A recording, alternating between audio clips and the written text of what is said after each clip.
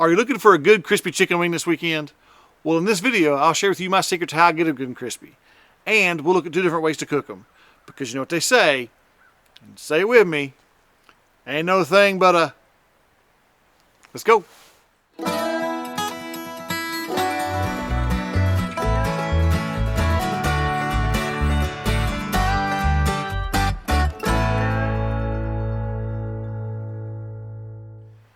So hey guys, welcome to the channel. So we're going to try 2 different ways to do chicken wings. One's going to be with the fire dial. Now remember back in a video I did about a month ago showing the different Weber accessories. That video, I'll put a link to it right here. That video showed a lot of different accessories, one of which was called the fire dial. Now I've never used the fire dial then, I still have it now, but we're going to today. This will be our first time trying it. I want to let you see how that goes. The other option is the Vortex, which I've used many times and love. It's my favorite device pretty much for anything chicken wise. So we'll try out both and see how they do. So folks, here's the premise on the fire dial.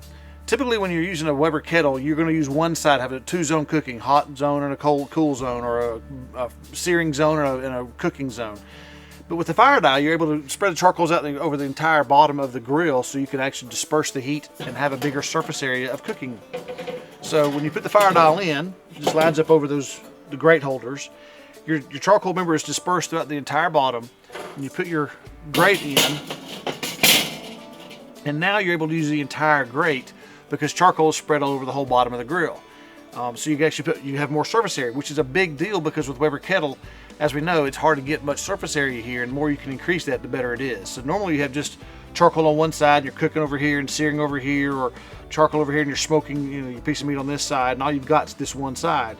But with this fire dial, you're able to disperse the heat everywhere and have a bigger area, surface area. So actually, we'll see how it does with chicken wings today. That's what we're looking to see how to do compared to the Vortex, which I'll show you now. Vortex works. This is your Vortex device here. It goes in the bottom of your grate. You'll pour hot charcoal into the grate, into the Vortex. When you do that, the heat coming out of there is concentrated and it comes up into the dome of the lid and cascades over onto your chicken wings that are spread out here. Now, one thing about this device, this grate, I can pull this centerpiece out. You don't have to have this kind of grate. You can use a regular grate even, no problem. But I can pull this one out and I can add more charcoal to the Vortex late in the cook so I get some seriously high heat coming off that new charcoal add to it. But I like having this little piece in the middle because I can add wood blocks to it and get some really good smoke flavor on my chicken. This is apple wood here, and I can do that. Now, in the previous video, I was showing all the different devices for the Weber kettle. I used the Vortex like this, and that's the way I used it a lot. But people are asking me, well, isn't that upside down? It may look like it is, but it definitely is a way you can do it. The reason why I do it this way, typically I do it with thighs, and sometimes I do it with breasts. If I have some fatty thighs or fatty breasts, I want to cook a little slower because I want to render that fat out better on chicken thighs and breasts. But that's why I do it that way sometimes. When I'm doing wings, I'm definitely doing it the other way around, this way, so I get much higher heat, because wings are much faster to cook, obviously. So, and then put this over top of the smoke flavor. So there you go. I just want to explain that too. So we'll check this out. Vortex compared to the fire dial. I've used the Vortex many times, but never used the fire dial yet. So we'll see how they work out. Hey folks, we're back inside. We got a little bit wet out there. The rain started to come down on us a little bit, so we came back inside. We'll separate the wings in here. We'll separate the drum meat from the flat, and then take the wing tip off, and I'll show you how we do. This is the wing tip here, the flat, and then the drummy. We separate the 3 of those, get rid of the tips, but we'll save the drummy and the flat, of course, and put them in our bowl, and we'll season them up. Well, after we get them seasoned up, we'll go ahead and dry them in the fridge for just a little while until we get the weather to pass a little while. And that really helps us with our crispiness too. That's part of the secret we'll share with you a little bit later, but hang in there, we'll get to that in a minute. But we'll separate some of these and I'll share that with you. There's actually a joint you try to find between the drummy and the flat. We'll take that off now. Go right through here and find that joint. You can feel it. There's the drummy. And then we'll take the flat and the wing tip, separate those 2. Take that tip and just toss it away. And of course the flat we'll throw into our bowl and we'll season them up. So we'll get all I got this pack and a whole other pack. We're going to use 2 different rubs. One pack with one rub and one pack with another. And we'll use one season set on the fire dial, another season set on the Vortex. So we're really checking for, this is a crispiness type comparison. So the flavoring is going to be great just to have 2 different flavors, but we're really just checking the comparison of the crispiness on the 2 different devices and how we do. So We'll be back in a minute when I get all these split on both packs and start putting our seasoning on. So we'll be back in a minute, guys. All right, folks, we got our drums and our flats all spread out here. Now, one of our first secrets is using duck fat. You may be familiar with duck fat, maybe not. This is one thing that really helps get crispy skin. We'll use this again later on, which is really more of the secret when I do this later on, but we'll do it now to help this rub stick, and it's just a quick spray. I'll put this in the description, a link to this in the description below, so you can try this yourself, but it's a really good item to use. So we're going to use, first rub we're going to use is by Sucklebusters. It's called the Clucker Dust, and I hope I got enough of this left. I use it quite a bit. I love this. Really good rub for chicken wings. I love it. So we'll try some of this on these these here. And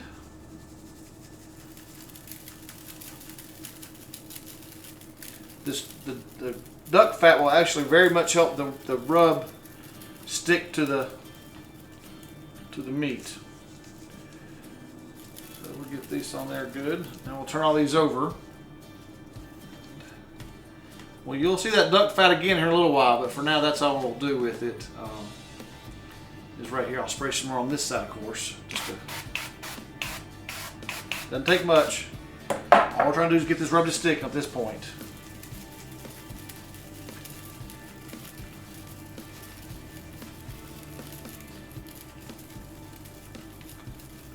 Good coat of it on the top side. So there's our first set of wings. We're going to use, like I said, we're using Sucklebusters, Clucker Dust. Now, I'll do the same thing with this other set of wings right here, but what we'll do then, we'll use Kosmos Q Dirty Bird. So I don't know if you can see that or not. Hopefully you can see that decently. But it's Kosmos Q's Dirty Bird. We'll use that on the other set of wings, put them both back in the fridge and let them sit there until our weather passes, probably a couple hours. And then we'll get them on each one on a separate grill with the Vortex and the fire dial, and we'll see you then. Okay, folks, we're back outside here at the grills, trying to avoid the rain. We've got a little window here. So I want to put the Kosmos Q wings on this grill with the fire dial and the Sucklebusters wings on this grill with the Vortex. So we'll get that set up and we'll go from there. Okay, folks, we'll pour the charcoals in here. This is the fire dial, so we're going to spread the charcoals all across the entire base of the grill here for the fire dial use. Now I have used lump charcoal. Lump charcoal seems to burn hotter and fast and longer. So I'll try to spread up pretty evenly here. There we go. Put our fire dial in. Not getting burnt. That'd be a plus.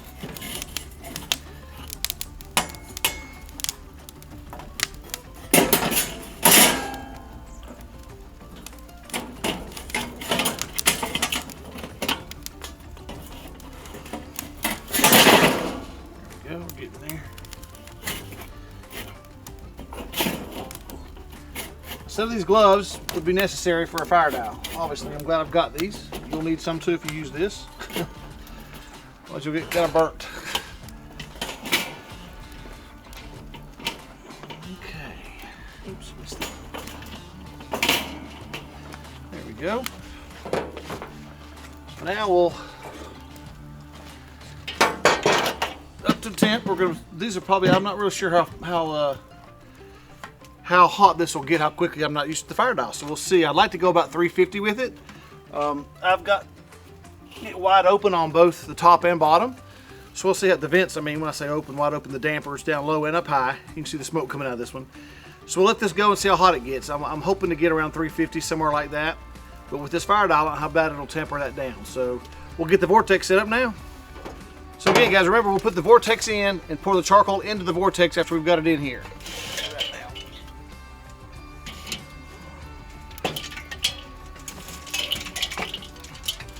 Lump charcoal again.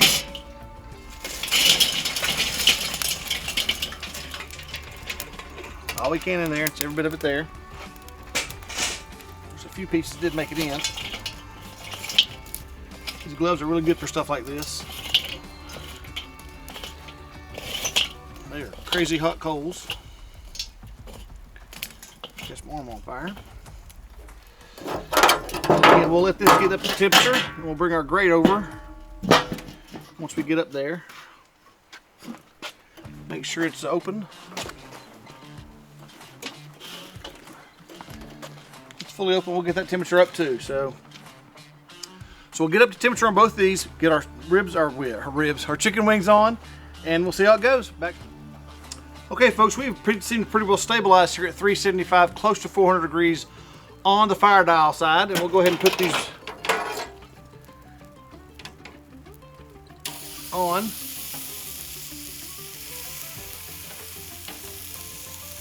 So what I'm going to do is I'm going to put them skin side up for now,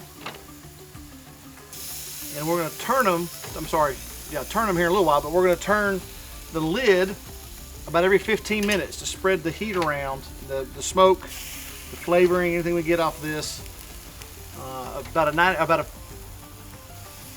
one turn, half a turn, quarter of a turn, excuse me. I'm trying to think of the word, quarter of a turn every 15 minutes or so. Now we'll get the Vortex going. All right, guys, now we're back at the Vortex. We're close to right at almost 500 degrees. Of course, that'll slow down, so we'll temper this down a little bit. But we definitely want some high heat out of this. Now, using tongs earlier took too long, so I'm gonna use my gloved hands and lay this all around the sides. All right, guys, so we'll close that up. We'll put our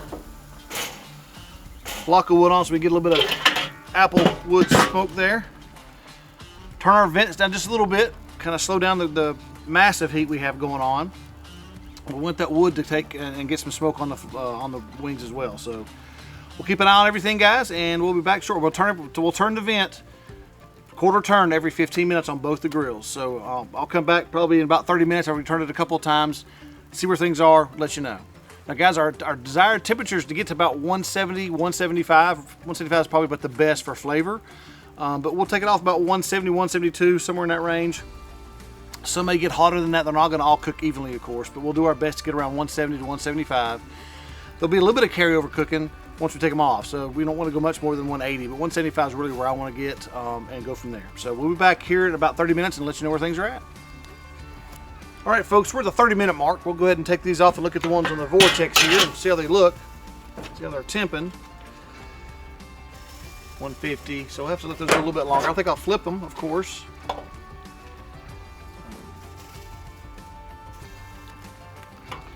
So, guys, I'll finish turning all these, and I'll turn the ones on the fire dial as well. Check those, and we'll let you know how they're going. We'll be back shortly. Okay, so they're all temping really, really good on the Vortex here. So I'm gonna go ahead and flip the ball back over. Now I'm gonna spray them all with duck fat again, just a quick douse. I'll make sure I get every one of them. Some good duck fat on them.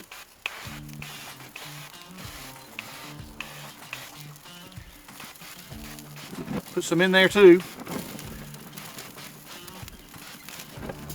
And get some seriously high heat going here. And let that duck fat crisp that skin up really good. It is starting to rain, so I'm going to run for my life with my camera. We'll let these finish up and we'll get them both off of the. I'm in the garage actually, so bear with me. I had to get out of the rain. It started raining pretty good, so these are ready to come off. But I put them in the. Let's just me doing this. This is the ones off the Vortex. They'll be in the bigger bowl of the two. Let's see how those do.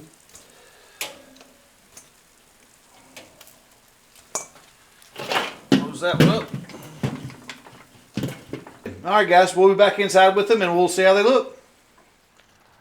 Hey guys, I want to jump in here real quick. I've got rained on and I really get to explain what my big secret is to these wings. And before we take and get a bite of them, I want to go ahead and tell you what I do. So that's when I turn them back over like I did, and I spray them with some duck fat and get that heat really good and high by spraying some duck fat right on the fire. And it gets that flaming up and then gets that block of wood on fire as well, and gets some really good 500 degree, 600 degree heat going up into that dome and having it come back down on top of those wings and get that duck fat just crispy as it can be, and that makes it really, really good. So that's what I do, and so there you go, guys. We'll be trying them out here in just a second. All right, gang, we got out of the rain and got our wings completely done, thank goodness, and they're looking really good. We got the Vortex ones here, and these have the Sucklebusters rub on them. I don't know if you can see that very well or not. And these are the ones off of this fire dial that had Kosmos Q Dirty Bird on them. So we'll give them a try and see how they go. We'll start with the Sucklebusters first and see if Feeling crunchy or not? If you can hear that or not, but very crunchy, actually very good. So let's take a bite of this. It's pretty hot still. If I can do that, I'll put a little ranch. No sauce, just a little ranch.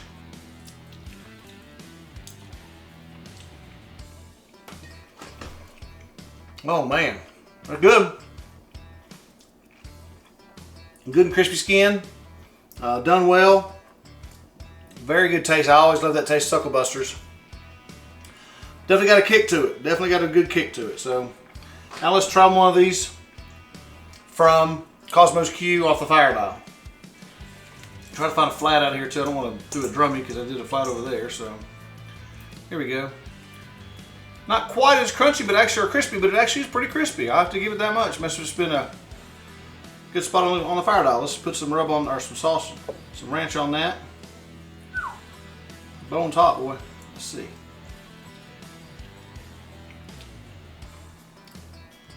Okay, not as crunchy, but not as crispy, but very good. Done very well. Got a good feel to it. Got a good texture to it. It's not crispy, but very good texture of chicken.